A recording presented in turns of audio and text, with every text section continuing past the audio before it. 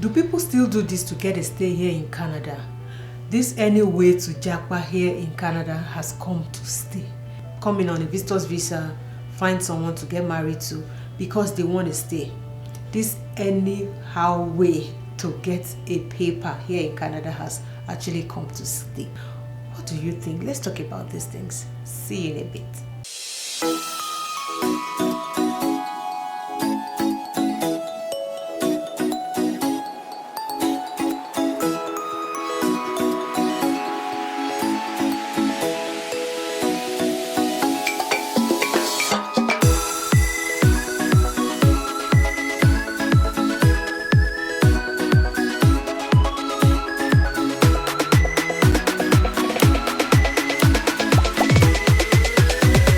Welcome back to my channel. My name is Floki and always excited to have you join here. I always talk about immigration, talk about settling in Canada, and find easy ways to help you navigate this settlement. So if this is what you want to keep watching, hit that subscribe button and join the Flookies tribe so that we'll continue to interact better on this channel. Hot topic. How do we start?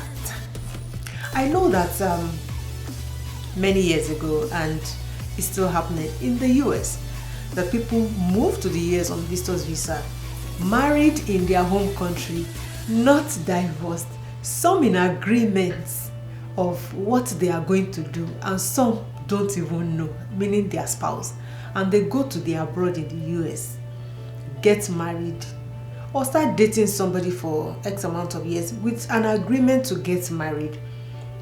Bottom line is that they want papers. This japa has been generations coming, and people have found different means to move abroad from their home country just in search of a better life. But is it exactly worth it? Is it something that you will be willing to take a risk on? Because it is risky. You don't know whether you are going to be able to finally and eventually get those papers, or you're back to status quo. Some have gotten their fingers burnt. Some have actually had good stories to tell. So what do you think about this? I'm just going to share my own 1 cent and one experience or story that I heard. Yeah, it might be a negative story, but some have had positive too. So it's your choice to determine which way to go on this japa ride. Let's talk about this. The economy of countries around the world have really been bad, and not to talk of this present time, because even last week I shared in my video about this inflation and the impact that it has had even from my own home country, which I kind of resonate more about, and I shared some giveaways that I think I'll be able to do in the month of March. So if you have not watched that video, please go watch the video and sign up right away. So, as we know, there are different ways to move abroad, and age is also of essence. If you are younger, the better for you. You can use those, regular provincial or federal schemes to move to Canada, and it is not free. Everything is coins, in foreign hard currency, and these currencies too are not easy to find, because you have to have your proof of funds, and even before proof of funds, you've done so many things in stages as the demand arises. Your IELTS, that's your English language test, you're doing your WES, your credential assessment check, and then you're paying for biometrics, you're paying for medical, you're paying for the application fee. There's just money going out. And sometimes all this that you do might not still land you to be a permanent resident here in Canada. So many criteria, everybody is trying to move. You are also trying to move. So it's like the battle of the fittest. Who is younger, who has more points? If you have family, it also gives you more points, and that helps you move abroad. Canada, especially, that is the point of discussion today. Right. There are some of you that are old or advanced in years, and I've also shared in one video, I'm going to link it up here so that you go watch, that there's still opportunity for you, those that are 40 and above, to immigrate to Canada. There's always streams that are available, but you must really be close to know when those streams are available or when this is talked about, especially in the Government of Canada website, so that you don't miss out on those opportunities and find ways that you can key in and come to Canada. These are legitimate ways. These are the ways that I will teach you on this channel. I will not teach you any backdoor ways to move to Canada. So these are the ways that you can move. You must have a family if you want to earn more points. Of course, if you have age on your side, that's good for you. If you study abroad, that's also good for you. That gives you more points. You can also immigrate by coming as a student, which is also money spent. You have to come in, pay those tuition fee, go to that school. And I know that a higher percentage of those that actually come to Canada don't really want to read that book. They want to immigrate. That's the bottom line. But you are finding ways that would at least help that journey, that process to move to Canada. And if it's study, why not? So you still have to go to school, pay those fees, or have those monies in your account to show that you can fund yourself through school. And that helps you to start that journey, and then after the program begin to look for ways to stay by getting a job offer, looking for employers that will take you in, and all of those stuff. But today's video, I'm just going to say that knowing from the experiences of people in the past and how they moved to the US, I know these things also happen in Canada. And in fact, one recent story that I had broke my heart. It really broke my heart about this experience, and I know that people that are genuinely interested in moving to Canada and have tried all options, maybe it's the proof of funds that is shaming them, that is not even helping them to come. With this bad rates or exchange that is going on and inflation around the world, you can imagine. When I talked about this in my last video, I said, look, on a proof of funds for family of 4 that you would have spent like 4.5 million or 5 million naira at the time. Now you'll be looking for like 30 million naira and more on proof of funds. Excuse me, where you are not a thief, where do you want to get the money from? And you've not counted all other costs that I've mentioned. You've not even looked at your flight tickets, which is in view. What kind of jobs do people do? I wonder how people survive. And people will say, it's God that is helping us. Yes, God helps, but there must be works. What are you doing to be able to earn this money? So many things that I also hear that go on behind the scenes, like people forging their bank statements. And I know Canada is also nabbing people right now. I hear a story too about that happening to someone that got denied. I think the wife was here on a study and wanted to bring the family, and she applied for the children, applied for the husband. They denied them and said that they were misrepresenting some information, maybe not saying that, guys, your bank account is forged. And well, gave some time, the lady reapplied again, and they actually banned the husband and gave the children, or denied the children. So meaning that the children can still reapply, right? This is sad, but I know this is the situation of things around the world. Help me analyze, what jobs do people do that they will be able to have these funds? In fact, I look at how much things have deteriorated back in my own home country, and of course in other countries, and I wonder how would anybody, even if they pay you every month a salary and you don't even touch the money, would you be able to put this 30 million together in a short time because of immigration? It's not possible. It's not possible. Probably even with businesses, it's just hard. But back to my story.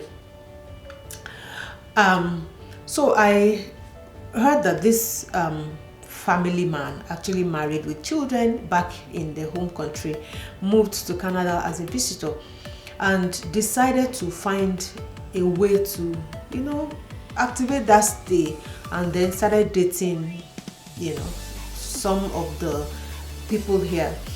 Eventually got clicked to this lady, hoping that things would turn out positive, and he was looking for ways in which final results, paper, and then bring the rest of the family.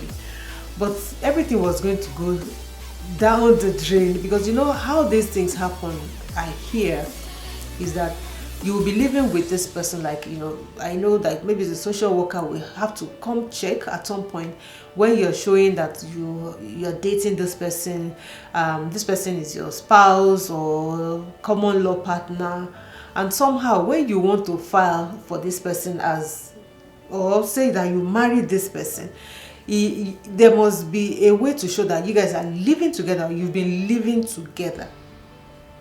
Somehow, sometimes some of these relationships are not, they're just in disguise, right? Some they don't even live together, but when they know that somebody is coming to check whether they are actually living as a couple, then you see some activity coming together and people moving in for that short period of time. But short to say that these things happen, and this story was a sad one. Well, it hasn't ended. I didn't hear the end of the story, but I just thought to bring it out for you guys to just be careful in the guys for people wanting to move abroad. So of course this guy comes here, and things here in Canada is so different. We as Africans or wives, we do a lot to support our spouses. Yes, our husbands are the head of the home, they are supposed to be the provider, but there's always this common thing that we do, like people have joint accounts, people support their spouses. It's not like your money is your money, my money is my money, or that people don't really interact with, or the woman, except the man really earns a lot and the woman sits and does nothing, or just totally takes care of the children if she's having, the number of children. But we are the one that are kind of the homies. We make the home comfortable, we take care of the home, we clean, we do stuff. But if you're marrying a Canadian, if you come here and marry a Canadian, majority of them will not do this thing as wives. Majority of the men that would not even lift a finger in their homes because they are African men with pride that will not be able to do home things with their wives would be doing these things, like taking care of the children, doing the dishes, changing their diaper, washing the clothes, doing errands. Like, they're not exactly wrong things to do, but sometimes our African men are African, they can't do these things. Some support their wives, some don't even touch anything, not even cook or even wash dishes, but they have to do these things. They subject themselves to these things because they want papers. And of course, these women that have come to become wise, knowing what the end result is, will begin to elongate the process. So if you continue to ask that, okay, I've been here for like 2 years or 3 years, let's get married or this and that, because they will begin to shift the goalposts, because they know that if you get married now, the next minute or the next few months you will file for a divorce. You've gotten your own, and if you divorce, then you now say you are bringing in your family that you initially said you didn't have really back in your home country. So these things have become come to light, and this story that I actually mentioned, this lady has been changing the goalposts, has subjected this guy to a lot of domestic things, and this guy cannot shout. He cannot shout. The only solution for him to do is to go back to where he's coming from. So he spent over 6 years slaving, in quotes, yet nothing to show for it. Nothing to show for it. Some get it faster, some it doesn't come that fast. But the bottom line is, I just wanted to draw our attention to these things, that we need to be extremely careful. Let's work legitimately. Let's begin to do things the right way. Let's not look at how we can cut corners to be able to achieve our goal. It doesn't pay. It doesn't pay. You will have your result right now, but at the end, even the guilt of it will haunt you forever. You will look at yourself, even if you say, okay, you have repented and you ask God to forgive you of this, error that you have done. Would you be able to go back and make restitution, or be able to make amends to the things that you've done? You've done it in the past, you've done it but as much as possible, we should try to be able to walk in the right path. So I'm not saying you can't come as a visitor and come to marry a Canadian. If you are genuinely interested in that person, why not? You can marry a Canadian and then raise a family. But if you have a family back in your home country and you've tried all odds to move them to Canada and you could not, and then you begin to look for ways to illegitimately do these things because you want this better life here in Canada, and you come ahead of time. I even, oh my God, there's stories and stories and stories of a couple that actually came, parted ways. One person joined with the wife joined alliance with another man, the man joined alliance with another woman, and they both agreed, pretended as if they were never married, because of this paper, this perishable thing of citizenship, right? But you ask this question: if you eventually get it, is it worth that struggle? Is it worth that struggle?